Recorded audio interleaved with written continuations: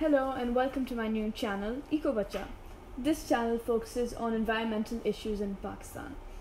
I'd first like to begin by showing you a talk by Ahmed Rafay Alam, an environmental lawyer who is discussing the water crisis in Pakistan. Hope you don't mind if we get straight to it. Let's start by talking about the water crisis. Do you believe that Pakistan will run out of water by 2025? I certainly hope not. This phrase, Pakistan's running out of water by 2025, is something that we read about quite often recently. It's been in the newspapers. We have to understand where that comes from. When you think about it, Pakistan gets its water from glaciers, it gets it from the monsoon, and Pakistan has tremendous amounts of water underground in aquifers. And this water isn't running out per se. We have to be careful that we use it wisely and don't misuse it, because the chance is that if we misuse this water, we might not have enough of it by 2025. Yeah, now let's move on a bit and talk about integrated water management. What exactly is it and how can it be implemented in Pakistan? That's a good question. Well, you see, water operates at different levels. We talk about water, we talk about dams, we talk about infrastructure related to irrigation like barrages or canals. We talk about drinking water that comes in pipes to your house. So water operates in different ways. And what integrated water management means is that all these different systems of water are treated as one system. So you're not just thinking about drinking water alone, you're connecting that drinking water to its supply either in the aquifer or in a glacier, and you're thinking about water holistically. Thank you. And now let's move on to the topic of dams. What exactly are they and why are they so important? Okay.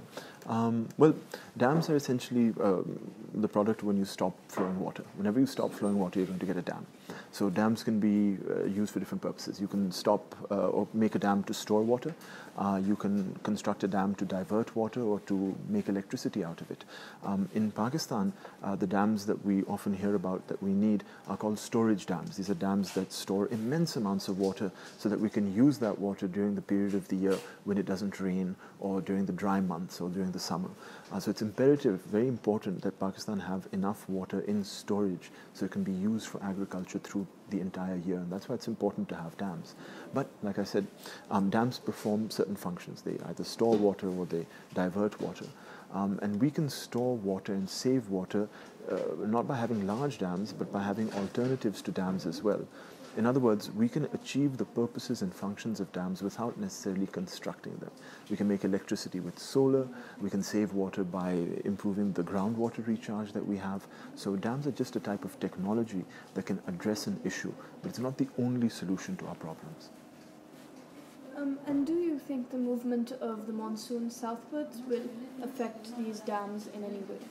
Well, there are reports from the Pakistan Met Department that indicate that the intensity and the frequency and also the direction and location of the monsoons has been changing. The monsoons are known to collide up with the Himalayas and the Karakoram mountain ranges.